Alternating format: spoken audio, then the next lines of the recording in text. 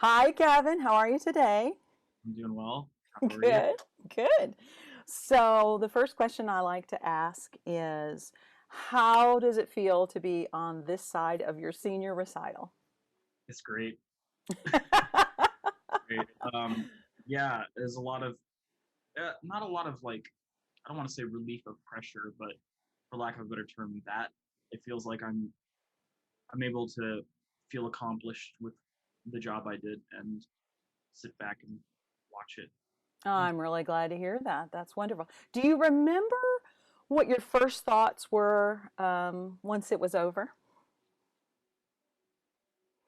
Well, I still had that like adrenaline rush. So, like when after you get off the stage and then everything hits you. But the immediate thoughts right after was, okay, I can move on and I can feel confident in myself. And yeah, it's just kind of hard to think of all those thoughts because you're Yes, I understand. It is kind of the sort of thing that happens in the moment and then we sort of release it. But I love asking that question because sometimes you get really funny answers. yeah, Like, I was really hungry. ooh, yeah, that too. Right? Yeah, because All you those sort of don't feel like eating right before. I mean, some people do, but some people don't or whatever. yeah, So we water, sometimes, really wanted water. water. I really need some water. Very good. What was the most important thing you learned, do you feel like, from preparing and performing your recital? Well, so there's a comfortability that comes with knowing your pieces back and front. Just kind of putting that into perspective, like as compared to the beginning where I was just learning my pieces, I was learning strictly the technique, the language, all of that, and then comparing that to the actual concert. You don't really think much about the technique or the placement, or well, you try to. That's the goal, but the when you're when you're standing there on stage and you're singing, you just think about the character. You think about how do I bring this to life rather than let me not raise my larynx or let me blah blah blah blah blah. I'm So very happy to hear you say that. That's really great. And I have to say, if it's okay, I always found your learning process very interesting. Like if you go back to when you were a freshman and we were first getting to know one another, and I think I told you this once, so if you want me to cut this out, I will. But oh no, you sort of reminded me of a kind of a squirrel that would take a nugget. You'd have like a moment in a lesson, the squirrel. a squirrel, and you'd take that little nut and you'd take it home, and you would sort of look at me with a furrowed brow, and then you'd take it home, and then you would come back sometimes in 2 weeks, and it would just be there. It was like, so I'm here to ask you, um, first of all, what's one of the aha moments that you had in applied voice, and how does that process work for you once you have an aha moment? So the best example I'd like to give would be when I found out what a mixed voice is. When you Okay. have the head voice influence with the chest voice for the power. Um, that kind of aha moment happened, I think, a year ago, Mm-hmm. Mm-hmm. and we were working on. It was one of the Italian pieces. Yeah, I think it was Quanto è bella. Yeah, it was probably Quanto e Bella. Yeah, But I just yeah, remember I never felt like a freedom or like an openness like that. right. And when that happened, or when I discover things in my voice, I don't normally tend to get all excited or happy. I just, No, exactly. yeah, I kind of just focus on it. Like I don't want to lose it. You know what I mean? Right. That's But exactly what I got from it, which is kind of fun because at first I was just worried like I wasn't saying it the right way or what. And then you'd come back 2 or 3 weeks later and there it was, boing.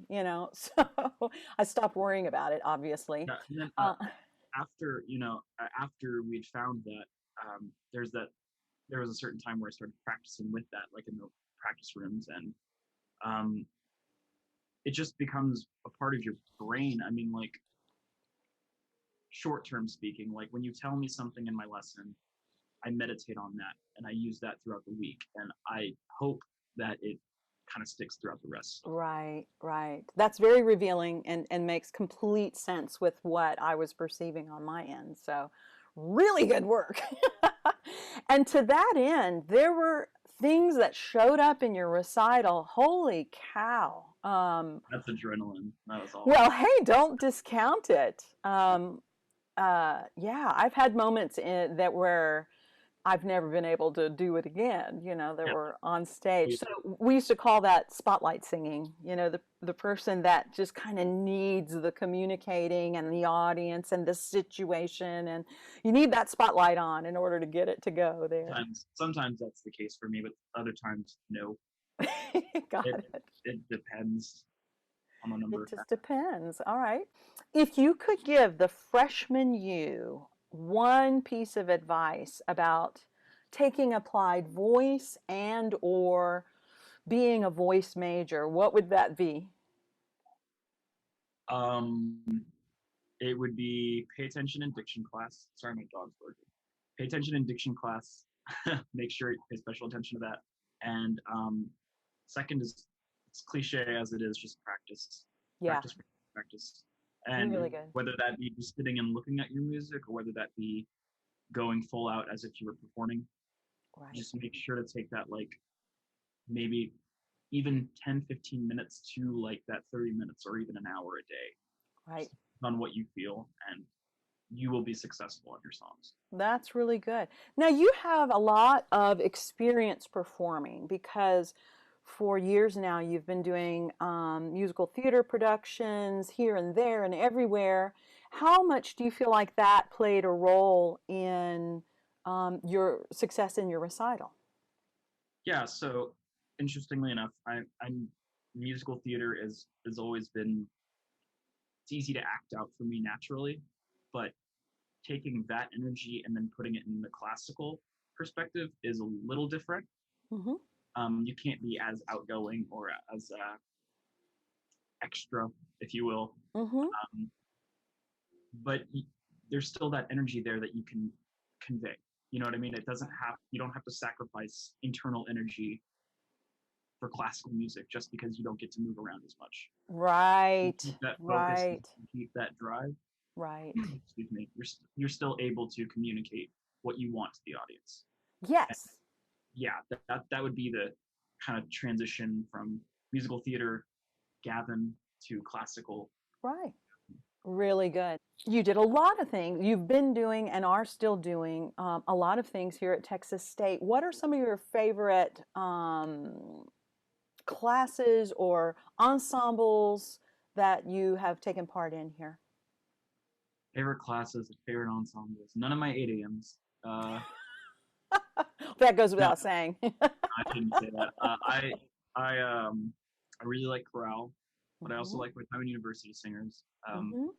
Working with Dr. Babcock has been awesome. Hmm. Um, love choral methods. That was probably one of my favorite curriculum classes to Nice. music education, and that was Okay. Dr. Brinkmeyer, who is amazing. Yeah, great. Uh, and I would say that, well, obviously applied voice, yes, because 4 years of that class is, I mean, so impactful on your education. I mean, Sure. even if you're not going to be a vocal performance major, it still has that impact because you are being practical with your art. So Right. Very, very good. And can here's you the, see where, as a teacher in the future, you're going to have students who may want to be performers? And we need to, as teachers, to relate to them and know how to guide those students as well, right? right, definitely, and that can come with, I mean, as a music director, a choir director, even, Hmm.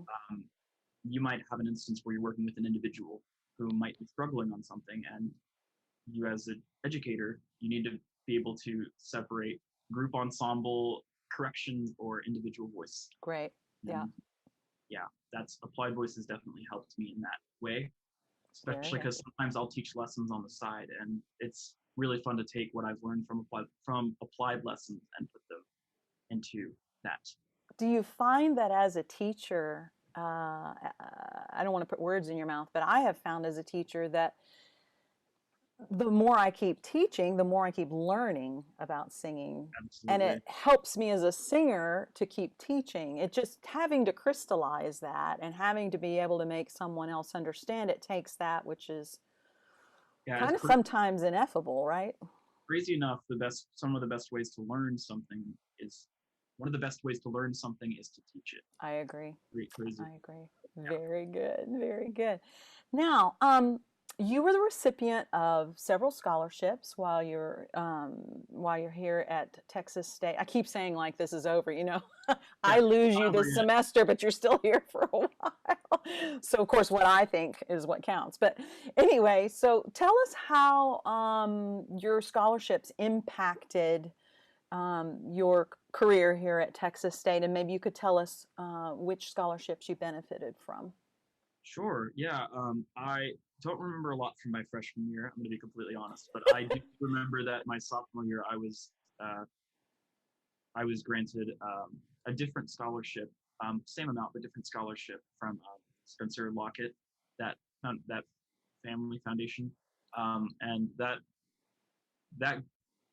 that scholarship really helped me. I remember in particular that semester because I was really struggling because I was first time in an apartment. Ah, yes. You have all the pianist fees, you have the textbooks, you have the transportation, all that goes into also buying a new apartment and being an adult. So I remember Right.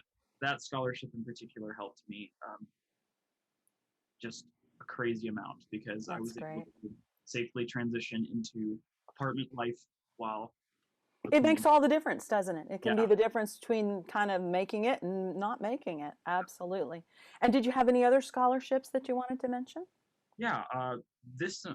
This past year and this semester, so like a year ago and now, I received the Garland Scholarship and the Grimes Scholarship, which have Wonderful. also just been really, really great as far as attending Texas State because sometimes without that, I I wouldn't be able to attend. Right. So Really, we're really grateful to all our people that care so much and do so much for us to kind of help us make ends meet. Absolutely. Really good. Do you have any advice in general for prospective students who might want to be voice majors, music educators, or just music majors in general? sure, the best thing you could do is be true to yourself. And I'm not. That's again, that sounds super cliche, but take care of yourself. Yep. Whether that be meditating or if that's you drinking water or just make sure you take the steps to build those good habits because those are going to help you as a music major or music education major. You get those good habits starting, then the good habits that come along with music are going to be easier for you. Yeah. Sounds weird, but um, I know I had some difficulty taking care of myself I would say the first year because you're adapting and you're adjusting to college life and it's different, but as long as you're true to yourself, you are going to be able to press through. And theory class is hard, but don't give up hope. Thank you for that. So for freshmen, they really should just hang in there because it does get better, doesn't It it? does. Yeah. Absolutely. The first 2 years are all going to be those strict instructional classes, strict curriculum. But once you get to your junior and senior year after you pass your upper level, you're going to feel a lot more like you're in control of the Yeah. decisions you make as Yeah. presenting yourself. Yeah. So would you say you're walking out of Texas State uh, a different person than you walked in? I mean, that may be obvious, but is it a surprise to you at all how you've changed since you first walked in? Yes. It's kind of interesting because it goes both ways in being I've humbled myself more because when I was a Hmm. freshman, I realized, oh, I was just a big fish in a small pond. Now I'm with all of this great group of talented people, and that's humbling in that sort of sense. Not that I was like, oh, look at me, I'm so prideful, la la la, but like Right. being empathetic and understanding the people around you have their own lives. And then at the same time, bettering yourself and then feeling more confident in your Excellent. And where do you see yourself in 10 years, Gavin? oh, I don't know. No, It's a loaded question. yeah, that's a loaded question. The the goal, the hopeful, if everything continues with this crazy pandemic, Yeah. um, I see myself having my master's degree in musicology and Wonderful. studying particularly uh, an- Early music? early music. Right. Yes, thank you. That's a good word for it. You're So welcome. that year of 300 to like 1500, that sort of like music. That's what I see Yeah. myself studying. And 10 years down the road, I hope to be able to be a professor or choir director for high school. Great. Great, great, great. Is there anything that I didn't ask you that comes to mind that you would like to share with us for either our prospective students or our current students and faculty, whatever you like? Yeah, I know it's a crazy time. Pandemic has really shook up how a lot of people do school, how school is Hmm. run, and we're all making this difficult transition together. And uh, two things: wear your mask and vote, and that's about Excellent. because it is a lot of decisions It's there. right around the corner, isn't it? Yeah, it So, is. did you, let me just ask you about, it was interesting to us faculty to see some students kind of bloom when we moved to Zoom. And then for some students, it was very disorienting. Which one are you? I've kind of, in general, I've bloomed over uh, distance learning, and I've always known that I've been able to. Hmm. I felt pretty comfortable with a couple of my classes that were online previously before pre-COVID. Uh, Ah, but there are some pros and cons, but mostly it's a pro for me because I live in my house now. I'm back and I don't have to pay that apartment rent. Instead, I'm I understand. Yeah. watching your money literally go away. But that's strictly economic reasons. I just tend to work better curriculum when I can assign my own time to work on things, and this is a lot more responsibility. Mm-hmm. I think that people who haven't built a lot, and I'm not trying to talk bad about anyone, but people who haven't built a lot of good responsibility in managing their own time, sometimes that can be a difficult transition rather than Right. having your friends or your peers next to you remind you. Right, right, right, right. Well, I just think I was, as you know, there at your recital, and I was very, very pleased to be there. One of the signs of a good student recital is that your teacher doesn't get nervous for you. I was Good. not nervous for you at No. all, not at all. And it was a true joy to hear you sing and sing so well. And you sang for a very, very close group of family. And it was a joyous occasion. So I'm very happy to have been there. Very happy to have had you in the studio, and That's encourage you to come by and let us know how you're doing. Okay. yeah.